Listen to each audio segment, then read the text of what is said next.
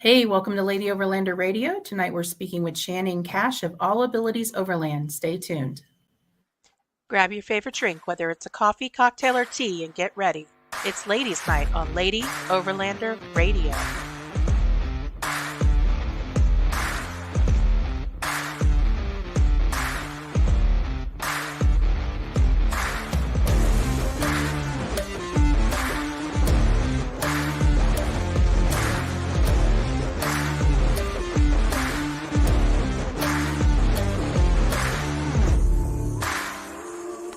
The Lady Overlander Radio podcast is sponsored by Frontrunner Outfitters, Midland Radio, Go Treads, Sport Keg, CB Adventure Supply, Adventure Trail Outfitters, Overland Spices, and the More Expo.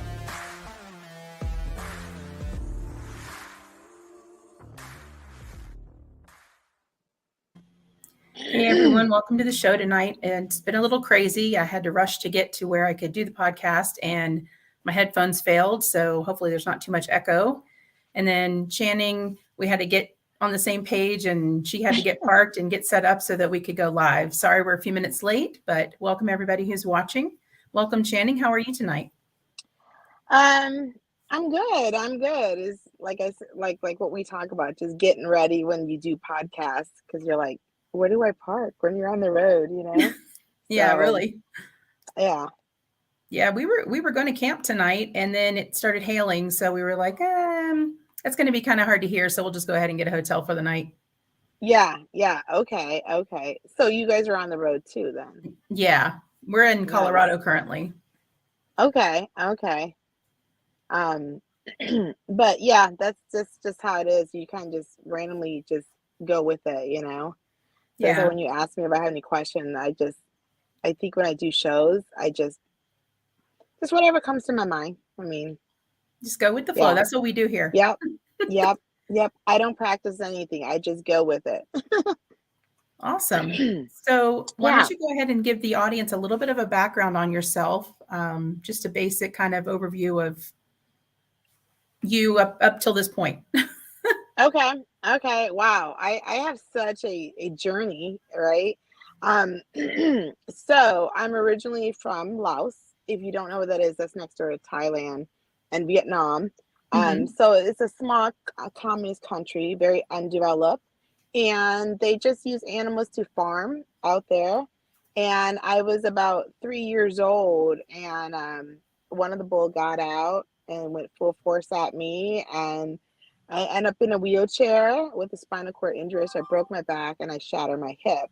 But again, I was only 3 years old, and over there, it's like you can't just leave the country when you want to. That's just how it goes. And since they didn't really have any medical help or whatsoever, my dad decided that it was best that we escape to America and trying to get medical help for me. So that's just a little bit of my background. And then when I came to the U.S., because it took a few years to get to the U.S., so by the time I came out here, I was almost 6 years old and starting kindergarten. And it was really hard because I wasn't just dealing with the fact I was never going to walk for the rest of my life, but I was dealing with a new culture, a new world. I went to an elementary school where where I didn't know how to speak English. I didn't know how to eat like lunch food, like if you eat it with your hands or you eat it with silver. I didn't know any of that. I was kind of just like a mute kid that went to school every day and didn't really know how to socialize or communicate with anybody. So that's a little bit about my childhood.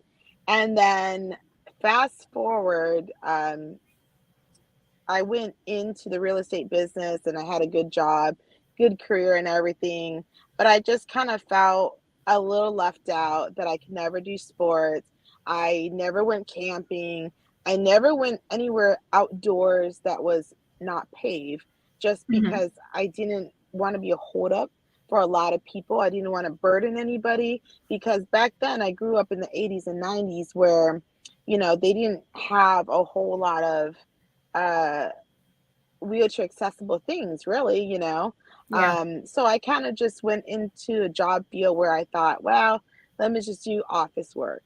But there was just something that I just kind of felt like this can't be my life, where I just go to work 9 to 5 every single day doing the same thing, you know. And then I had some vacation days, and I came across the internet where they had adaptive surfing in California, Oh, for okay. people in chairs. And I thought, okay, how is that going to work? Like what?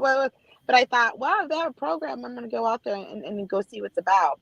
So 2015, um, I went to California for the very first time, and I was a little nervous because California, I mean, you just have a bad rep, right? Like, I grew up in the Midwest, so everybody's just like, oh, there's earthquakes, housing expensive, people unrealistic. That's a horrible place, pretty much. But, and that's why I never visit California. But this time around, I wanted to go in the ocean because I've never been in the ocean ever. So I thought if they had a surfing program, I'm going to go check it out. So Yeah. I flew out to California, and that was the first time I saw people with spinal cord injury like me, where they were like, most people in wheelchairs that I see has always been like, sometime, they're born that way, or they were like super duper old, and it wasn't like my disability. And for Right. the first time when I went to California, I saw people that was like me, where you were still mobile, but you were limited.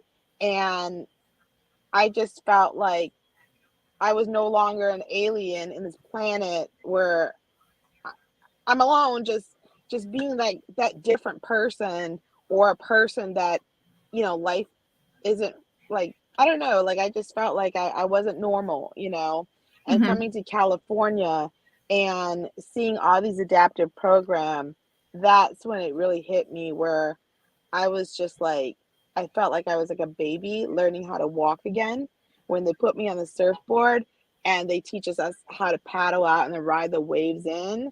And I was just like blown away, because I have some feeling and sensation in my legs, but Okay. just feeling the water for the first time in on my feet and sand between my toes, it was like an unreal moment for me.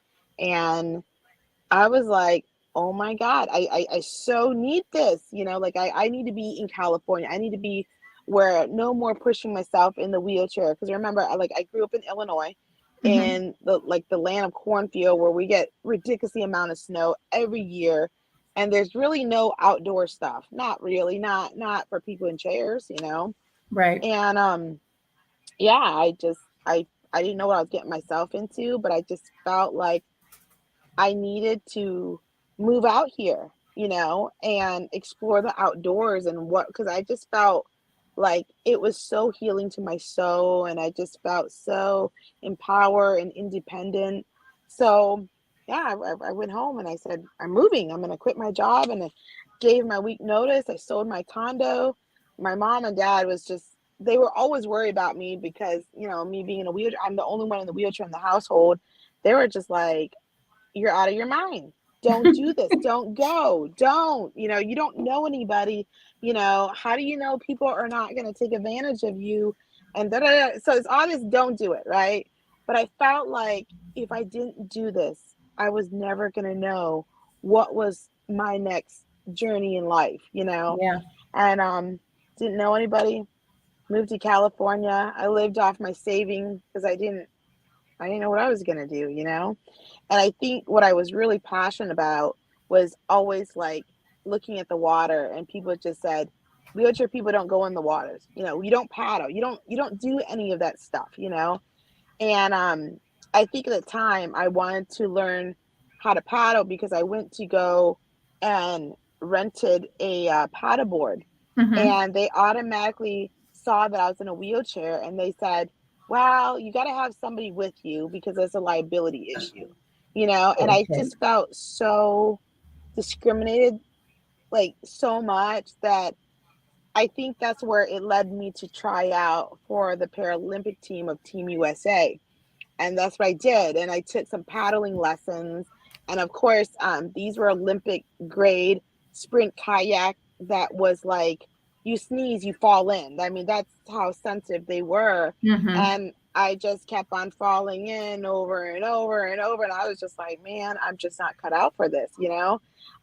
So I went to join this club in San Diego and pretty much spent a year and a half training just to audition for the Paralympic team of part of Team USA. So the first year I didn't make it, but the second year I did make it. And then I spent 3 seasons there and travel around the world in competitions and all kinds of stuff. And as I was traveling, a lot of times when you're in a wheelchair, we have to have modified seats, certain paddles. You know, we couldn't just show up at the competition and rent the boat like a walking person could, you know.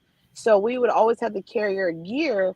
And when so I bought myself a truck, which is my Tacoma now, Mm-hmm. and I had no idea that it was gonna, you know, take me to my adventurous life I live now. And so instead of flying, because flying is hard because I need my adaptive seat, I need my paddle, I need my life vest, and all these other equipment that I need. So I just threw everything in my truck. I even hauled my boat that was 23 feet on top of my truck. And I just went and I slept in the back of my seat at first because I didn't know how, you know, whole overlanding worked, how camping worked. I didn't know any of that. I was just going from one city to another city to another training to another competition and just kind of kept going. And that kind of led me to detour of national parks and all these other stuff that I was just blown away how much we had in the world. And I've never seen that. I've Yeah. never seen that. And there's so much to see. So anyhow, that's how I kind of got into my overlanding adventures. I know that was a long story, but just No, give it's you a little great. background. Yeah. So that's what happened. So I do want to go back to a couple of things you mentioned. So do you have any memory of the bull attack or the injury? I do. I do. It's funny because I remember like what muscles it takes to walk and how it feels, you know? Mm-hmm. And I just remember I was crouching on my knees playing with the kids in the village. And I just remember like people screaming and I really didn't know what was going on, but it came like full force behind me and I was literally just like tossed up in the air like a rag doll. And I just remember it coming back and it stomped on my hip, and that's how I shattered my hip Mm. on the left side. So that's what I remember about it. So Wow. That's that's I unbelievable. I mean, that's know. It's funny because sometimes when I tell people a short version that I was attacked by a bull, they always say to me, like, hey, were you in Spain running with the bulls? And I was like, no, no. no. Yeah. So, Wow. but And so you started elementary school in Illinois when you yes. hmm I started in kindergarten. Yes. and didn't know anybody, didn't speak the language. No, and to be quite honest with you, I've never seen like different race. Like I've never seen anybody with blonde hair and blue eyes or brown hair. I've only seen Asian people and as a child I used to kind of get lost in my thought and think, what caused that person to have blonde hair? Because I didn't know how to speak English, so I would just sit there and just be like in a daze of why is there like different color skin and things like that. So, but Yeah, it had to be very, very unnerving and kind of probably a little bit scary coming to a new country and not speaking the language, and then also, you know, being in a wheelchair and your whole yeah. family. I mean, it must have been pretty unnerving for your entire family to move to up and move like that. Yeah. But it was I don't know, but I made it and I'm speaking English now, you know, so eventually you get it. Oh yeah. So, how was it growing up in Illinois? Were people genuinely, you know, kind to you, or did you get bullied at all, or how did you? Um, I think first of all, I think every kid makes fun of everybody, right? Oh yeah. And I think I hated the fact that like since I was the only person in a wheelchair in the classroom, when we have like little fire alarm practice, they didn't know what to do with me. So they always just said, here, just stay in your seat. They're coming back in 5 minutes or whatever. And I always kind of felt a little left out because I wanted to be as normal as I could be. And also coming from a different country, my parent like couldn't afford me new things and things like that. So every time we had like a Christmas break and the kids came back from the holidays, they would get Christmas presents. And I didn't know what Christmas was. I truly at one point believed in Santa, and I just thought that maybe I wasn't good this year and I really didn't get presents, and that's why I didn't get it. And I seriously thought that. And I asked my mom about that, and of course, my mom, she don't know either, and she would say to me, she would be like, well, that's an American holiday. It doesn't work on you because we're not Americans, little things like that I remember from my childhood that I was just kind of like feeling pretty left out. But what are you going to do? I think my parent did the best they could, Oh, absolutely. Yeah. So that. And they, like you said, though, they moved to the United States to see if there was, they could give you better support. And Right. did you have a lot of doctor visits and a lot of evaluations and things like that? Yes. Because again, they don't know exactly what's wrong or whatnot. I mean, my parent literally did not think I was going to make it, that I was going to die. They didn't know, Yeah. And they told me that maybe if that happened like right away and I got some kind of rehab right away, but that happened when I was 3 and then coming to the US almost 6 years old. That's almost like 3 years has gone by, and coming to America wasn't easy either because they held us in a refugee camp for like 2 years before we even had anybody sponsor us to come to the US, and my parent didn't really know what to do with me because at first when that happened to me, I couldn't even sit up on my own, Yeah. my mom pretty much like would almost mount me to the wall every day. My mom was like my therapist, that she didn't even know how to do it, but she did the best I could. And then slowly it became where I could sit up and things like that. But yeah, it is hard because I'm just a child that want to be normal, and I constantly have to go to the doctor visit and constantly do therapy and just all kinds of stuff. And like I said, I think at that age, you just want to be normal. You just want to fit in. So Mm-hmm. yeah, That's every kid, everybody wants to fit in and right. feel like they belong. And, Mhm. it's difficult sometimes. And Mhm. yeah, especially when you have additional things in play like that. Mhm. Mhm. Yeah. So So tell me about Team USA. How was that feeling? When you first competed and actually were on the team? And I think uh I don't see, when I fail at something, I don't like it.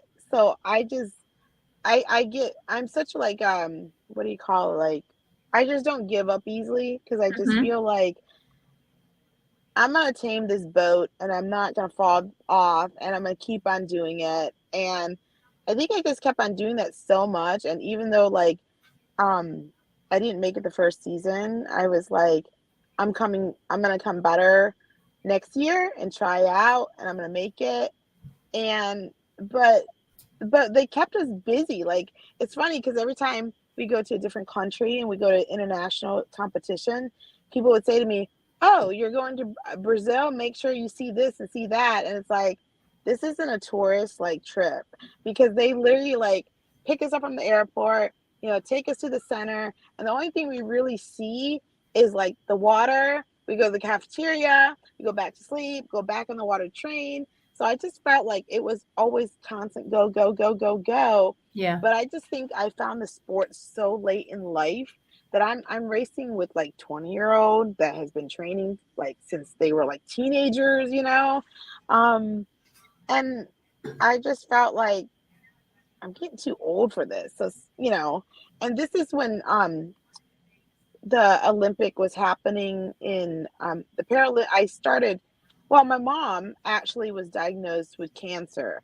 And Mm. this was right before Tokyo happened. I don't know who follows the Paralympic or the Olympic, but this was in I don't know, like the last one that was in Tokyo, and I was training for that one.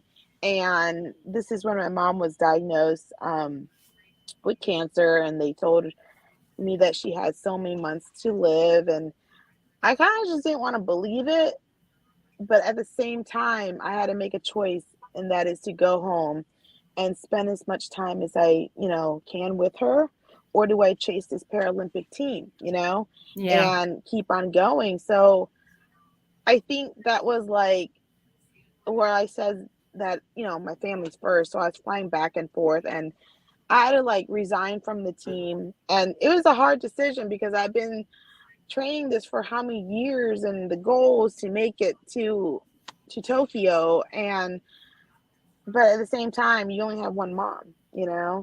And so I just went home and spent time with her. And after that, I just realized that I really want to see the world. I really want to see places on my own time with no schedule. I just want to roam freely and see where this journey, would take me. And that's what I did. And that's how I got into like overlanding. And yeah, and it's been beautiful. I could say that because now I can stop where I want, come home whenever I want, stay out whenever I want. I think Team USA was a great experience, but at the same time, they kept us busy and we were on the road a lot. And I didn't have any time to myself at all, To you know. explore and yeah. No, no, you didn't see in that. You're going from one place to another place to another place to another place. So, Yeah. I'm sure it was nice, but it also, probably got really, really, really old after a while anyway, oh, and also constantly. I had roommates. I have roommates that are like in their 20s, and I'm like in my late 30s where I'm just like tired.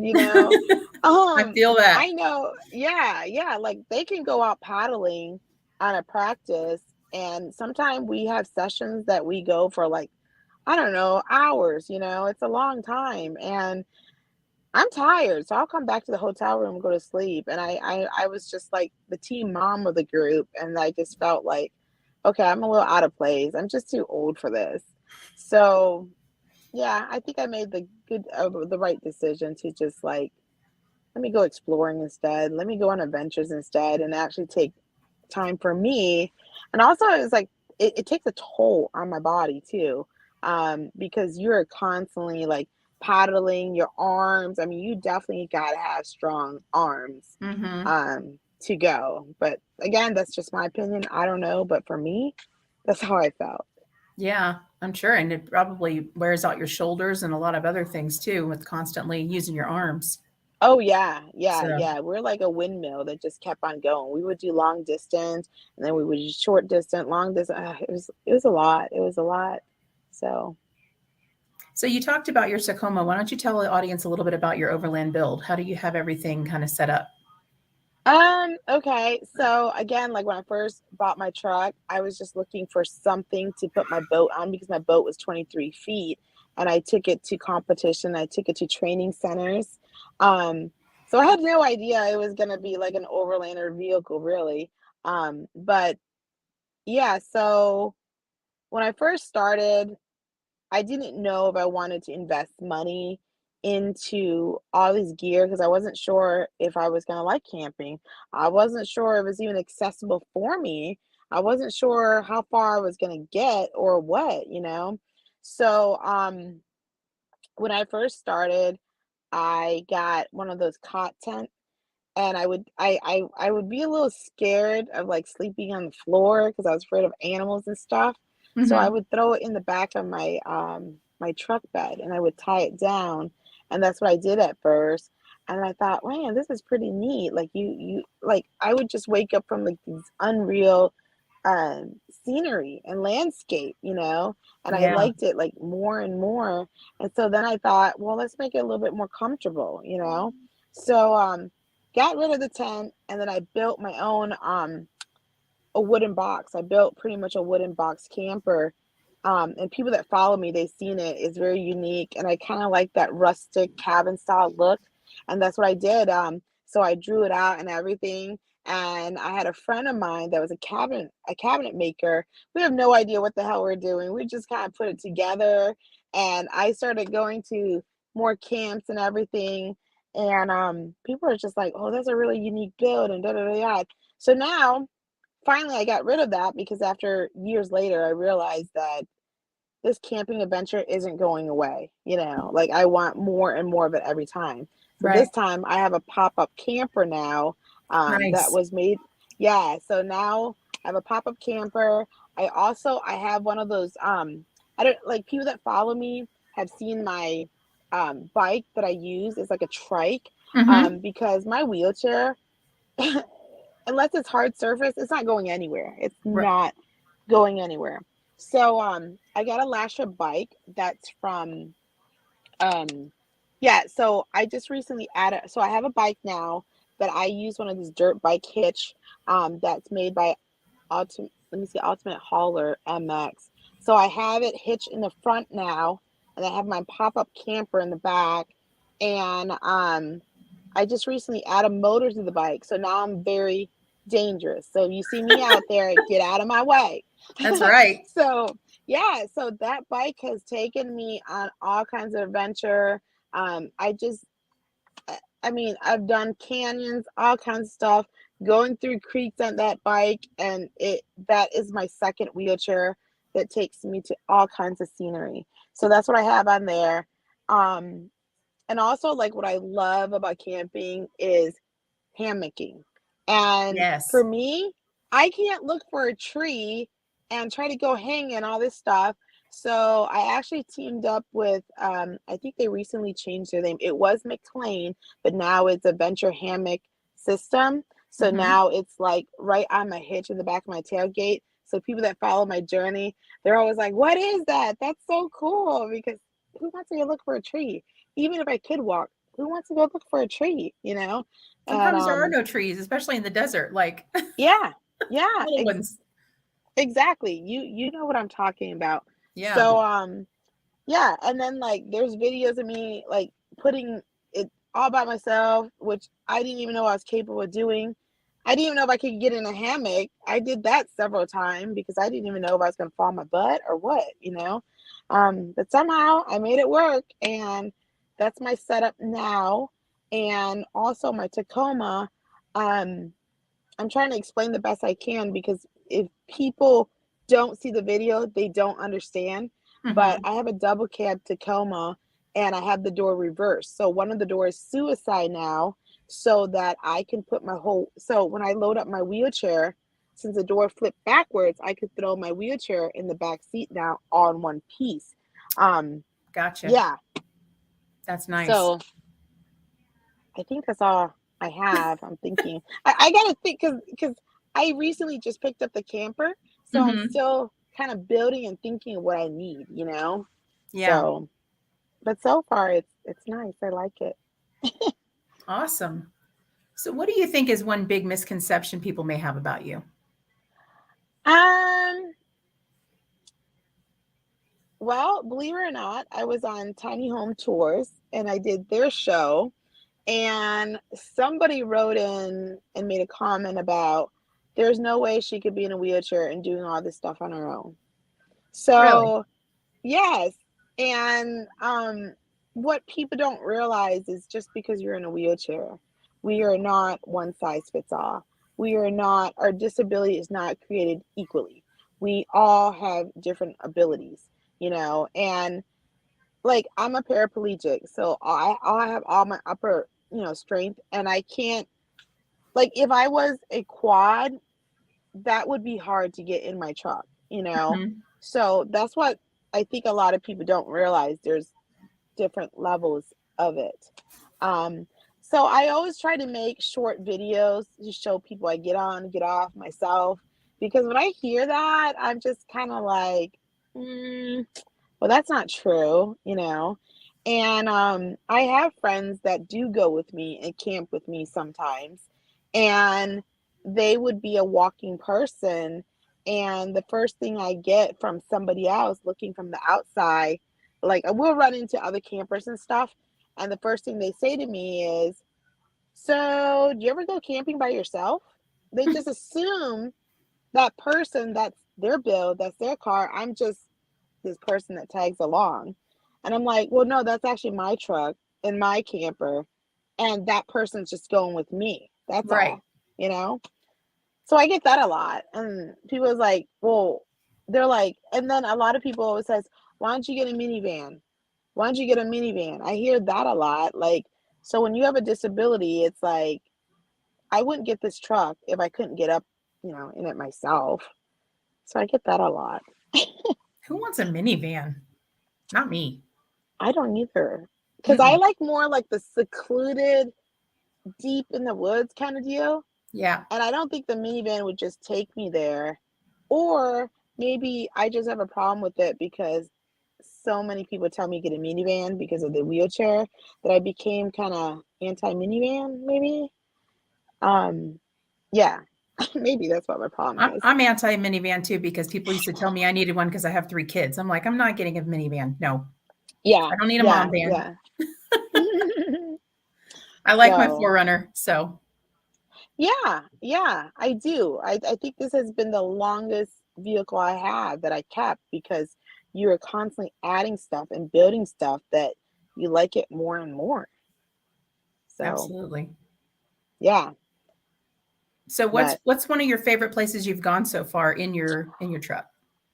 I think I love Alabama Hills. Oh yeah.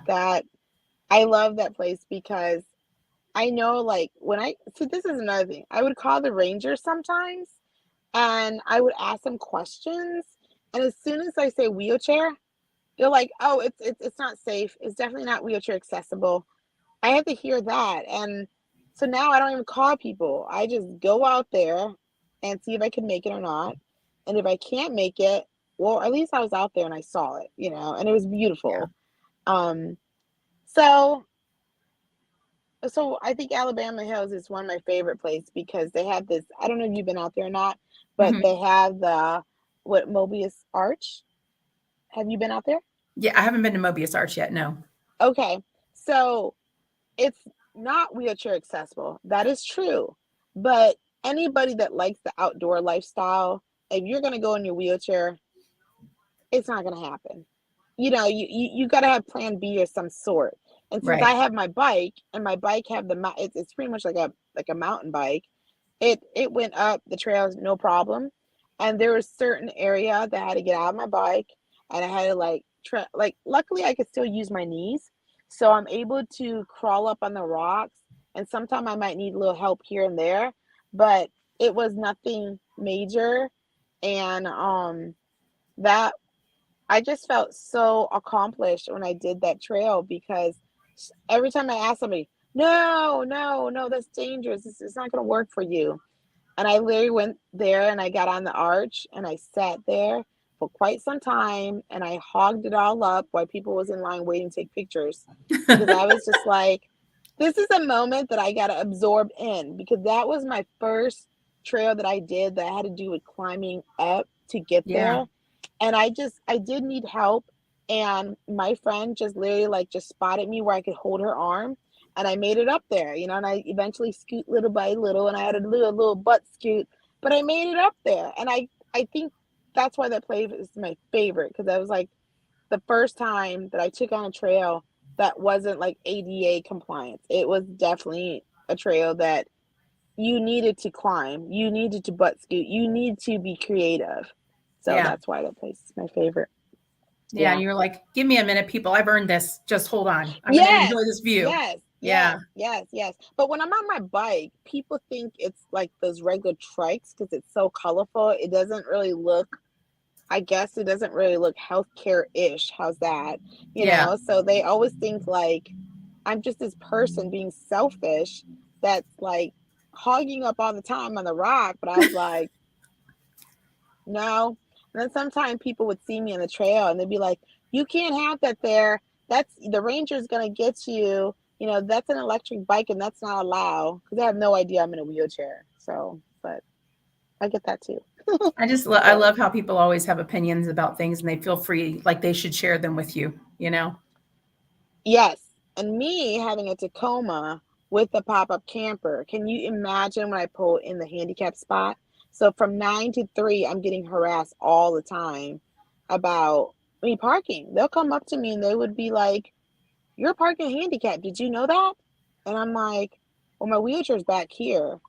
So it's almost like, I guess when you're in a wheelchair, you're not allowed to look normalized at all. You gotta look funky or something. I don't know. I don't know what they want me to look like. So, I agree with you. I'm a 100% disabled veteran, and I have a okay. disabled veteran tag. And in the Yeah. state of Florida, you can park in Yeah. handicap parking with a DV tag. And I've Yeah. had people say stuff to me, and I've had, they're like, "You're not in a wheelchair. Why are you parked there?" I said, Yeah. "Well, I have some serious back issues, and Yeah. by law, I'm allowed to park here, Yeah.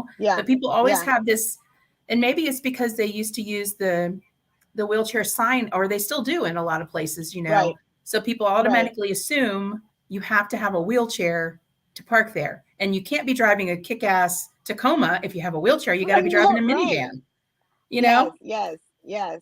No, I get that all the time. And I'm just like, so I'm like, sometimes people would joke with me and they would say, you need to start shaking and drooling to fit the character so you could park there. So some of the time my friends would say stuff like that to me. And they're like, don't look so normal. Look like you need help or something. So, but I'm okay with that. These are just jokes that we make fun of each other and so on. Oh So, yeah. or sometime I'll be with my friend and I think that, see, like being disabled at such a young age, I think that was like my only choice is to accept it and move on. Yeah. That when I do hang out with my friends and they drive, they forget that I'm in a wheelchair and they park in a regular space and and then I can't even get out, right? Because I'm like, park in the handicap because I got my placard with me. And they're like, we can't park in handicap. Like they forget that I'm in a wheelchair sometimes. Yeah. Yeah. You're right though. You started out at 3 years old, your whole life Yeah. was the shape of your life was just changed and Yeah. you had to adapt. You didn't really have any other Hmm. choice. Right, So right, right. So that's why some people they say to me, they go, I don't know how you do it. You seem like you're always happy all the time. And I'm like, well, you're not really given a choice. So you just go with it. And I had to tell myself, because I do have that days where like I'm just like, why me? I question myself all the time sometimes. Like I think there was one time when I was traveling and I rented a car and when I have a new vehicle, I have to I haven't learned like the vehicle and how to do things yet because it's a new vehicle, it's a um new thing for me, right? And I was at mhm. the airport and I rented a car and I think I was overwhelmed with my bags, what I was carrying, what am I not gonna forget? Because when you're in a wheelchair, you have to remember a lot of things. Yeah. And I forgot to lock my brakes and my wheelchair went away. It just rolled away. Oh no. Yes, and that was like that moment that I'm just like, why? Like, why does this have to happen? You know? And so I'm looking around waiting for somebody to come or just anybody to walk by. There's not one pair of working legs whatsoever, Mhm. to come and help me. And I'm just like, dang it. Now I'm at the crawl. So I had to crawl and go get my wheelchair. And that was the moment where I'm just like, why me? Why does something so simple like that? Why do I have to forget to lock my brakes? Yeah. And as soon as I got my wheelchair, somebody came around. They rushed to me. They thought I fell out of my wheelchair. And they're like, oh Oh, my God, are you okay? And I'm like, where were you like 30 minutes ago? what took So you I so had, long? yeah. Yeah. So I had these little moments that I'm just like, I hate my life right about now? But I have to remind myself that my life is really good because I think as many journeys that I have taken, the ventures I have taken, I got to do a lot of things and I've seen a lot of things that I think most people in their lifetime don't even get to see? You're absolutely right. Yeah, yeah. And that's when I tell myself, like, I mean, yeah, I don't wish a disability on anybody, but I have to tell myself, at least when I want to get in my truck and go and drive away, I can do that. Yeah. When I need that little outdoor therapy, I could just go and do that. Where not too many people could do that. So yeah, so sometimes I'm like, okay, I really don't have anything to complain about. Life has been an amazing journey for me, and I don't know. I feel like sometime if this didn't happen to me, like, would I be here? Would me and you be having this conversation? You know? Um, yeah, and my disability has really brought me a lot of opportunities that I Hmm. think if I was a walking person, I don't know if I would get noticed that much because not that I'm bragging about myself, but everywhere I go, I get noticed so much because you don't see a female in a wheelchair that's very self-sufficient. Yeah. Well, that's what everyone tells me, and a lot of people are just like amazed how like my setup is, and I just go with it. I don't know how far I'm gonna get, but I just go with it, and it seems to always work out. And sometimes if I need help, I always see somebody on the trail that I'm like, "Hey, do you want to help me?" you know, and people say, "Sure." Well, I mean, So it's just like a lot of different aspects of life. If the direction you're going doesn't work out, you just change directions, right? You change course and try something different and go look at a different view. And, you know, sometimes yeah, sometimes you can't always get to the exact place you want to go, but sometimes you end up in a place that's even better. yeah. So, but it's been good. That's awesome. So what's one thing that you would tell other people that might be interested in getting into overlanding but are kind of apprehensive about it? I think that if you have a passion to want to do that or curiosity to do that, I think you should just do it because if you don't do it, you're always going to wonder like what would happen, And Yeah. at least and like I talk about failure and I kind of said that if I fail at anything, I'm just going to keep on working at it to like I'm gonna do better next year or whatever the time is. But if you because I know a lot of people they said, well, how can you afford this? How can you do this? How can you know the thing is like if we sat there and waited for the moment of us being millionaires, which is very slim, um, then we're gonna be waiting for a long time. Yeah. And a lot of times like I said, like just when I auditioned for Team USA, first season I didn't make it, and that's okay. But I went back and I trained hard, and I came back next season. I made it, and I was on the team for 3 years. So it's really about not giving up and just going out there and do it because then you're always gonna wonder like, well, I didn't do this, and it's always gonna be wondering in the back of your mind of regretting of not trying. I guess if that Yeah. makes sense. Totally. And Yeah. if you never even try, you've already failed. So Yeah. there's no other option. Yeah, and I think the most I get is money issue, right? Because everybody's like, "Oh, I can't afford this, I can't afford that." But Yeah. you have to remember, the beginning of my journey, I was in a tent. I was in a cot tent. I didn't buy anything. I think I bought a tent for like 30, $40, and I bought it used. I was sleeping in Hmm. the back of my truck just to see if I was going to make it through the night. Yeah. If you even And you don't liked have to it. yeah, and it's like slowly you'll figure it out. You'll find a way. And that's what I always do. Like even the trails I take on, I watch so many YouTube videos just to get an idea of what kind of terrain that I'm gonna run into, Hmm. and then you figure it out. Yeah. So that's Absolutely. And you mhm. have a great time doing it. I do. I do. That's I figure it awesome. out. Hmm. So is there anything else that any kind of other wisdom you would impart to anyone as far as safety, like when you're out there alone, safety measures you take or any tips or anything like that? Um, well, for me, I will usually kind of scout the area. And if I see another like overlander or whatever, sometime I might go have a conversation with them and say, hey, I'm gonna be way back here. So if anything goes on in between now and then, that's dangerous, come and get me or something like that. All right. Let me know. Yes, Yeah. So I do that, and my rule of thumb is like sometimes I'll go in between cities or something, and I don't park anywhere that looks a little sketchy. Like you have Mm-hmm. to use your, what do you call it, intuition. Yep. Yeah. So usually if there's a rest stop, sometimes I'll sleep at a rest stop in between, or I'll sleep at a Walmart parking lot in between. And I always like to park where somebody that is similar to my bill, you Yeah. know? So if I see them having one of those, what do you call it, trasharoo on the back of the tires, if I Yeah. see a Jeep Gladiator, I'm like, okay, they're kind of like my people. Yeah. So I won't be too far. So it's safe. So little things like that I'll do.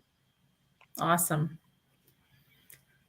So how, if anybody wants to find you on social media, I put a little ticker across the bottom. I saw that you had started a YouTube channel.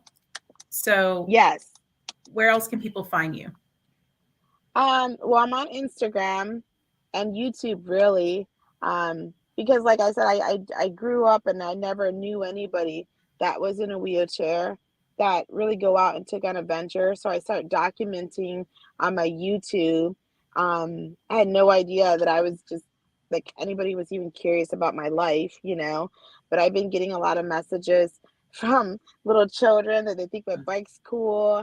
Some parents with like have children that has, you know, has a disability and they want to go out camping and things like that.